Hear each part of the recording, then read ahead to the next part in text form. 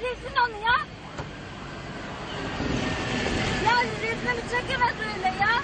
Ya çekil. Ya canlı yayın mı yapıyor bu? Burada şey olmuş. Birader. Şöyle Tamam birader. terbiyesiz ya. Öyle hareket mi olur ya?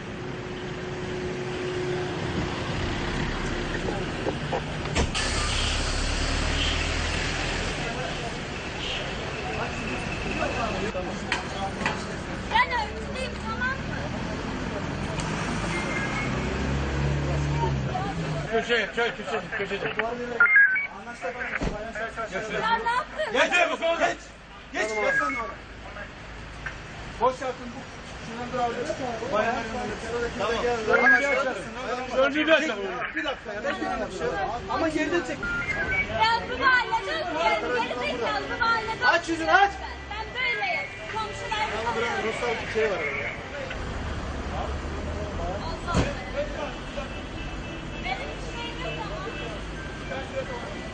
Bak. Karın kısmına çek. Ben böyleyim ama. Ama karın kısmına aç.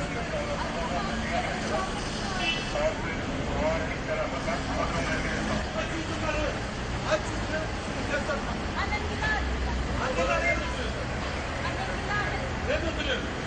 Bu mahallede. Aç yüzünü.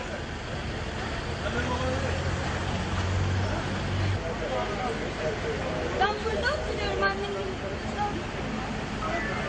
Sen bir 80 lira kadar Benim bir şeyim yok ya. Dokuna basanız da bak.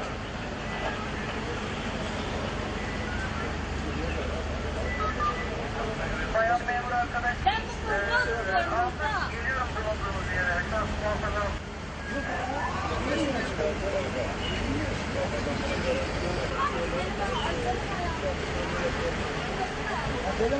Arkadaşlar orada bekleme yapın. Herkes dağılsın. Gel başındakileri sor.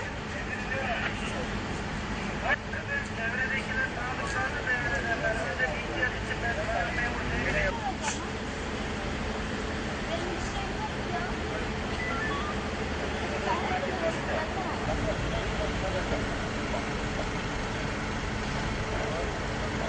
Ben öpmem. Bayan memur var. Arabaya gel. Arabaya gel.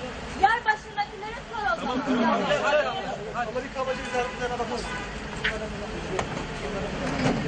Ya insanlar var burada ya. Açmıyor. Bir arabaya açmıyoruz yani. Bir arabaya bindir abla. Arabaya bindir. Kapıyı kapat sen bak.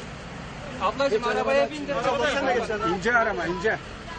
Arabada açılıyor. Kapat araba.